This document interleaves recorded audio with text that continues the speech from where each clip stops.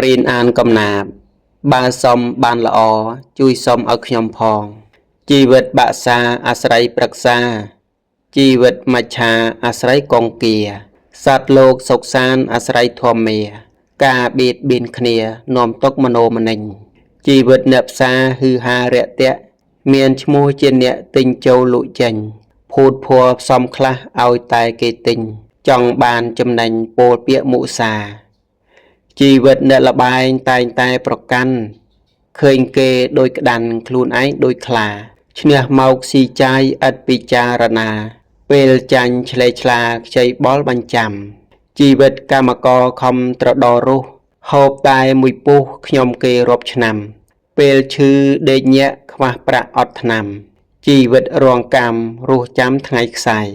អ្នកចំការស្រែថែភោគផល្លាបេះយកទៅផ្សារលក់យកកម្រៃចិញ្ចឹមជីវិតសន្សំសំចៃខិតខំរាល់ថ្ងៃលៃធ្វើបន់ខ្លះកើតមកជាមនុស្សទោះក្រឬមានកុំធ្វើបំពេញដោយឥតអ៊ីនខ្មាស់ធ្វើការរកស៊ីគិតគូរឲ្យច្បាស់កុំធ្វើផ្ដេសផ្ដាស់តាមចិត្តលោភលន់សុំអស់ក្រមុំកុំរំខានលោកកុំលោះគគោកទុកលោកសូត្រមន្ត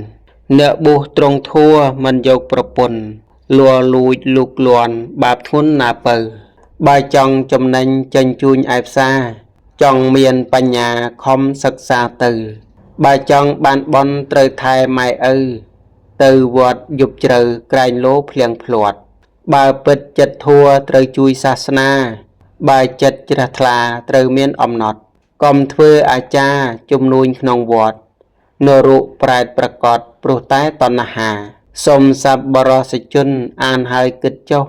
បើខ្ញុំថាខុសសូមទានមេត្តាត្បិតអាចារ្យធំសូមឲ្យខ្ញុំថាក្រែងអាចជួយស្ដារផ្ងាទៅជាល្អ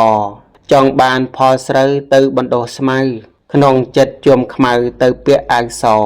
ដុតផ្ទះឈើចោលបន់សុំផ្ទះថ្មបើសុំបានល្អជួយសុំខ្ញុំផង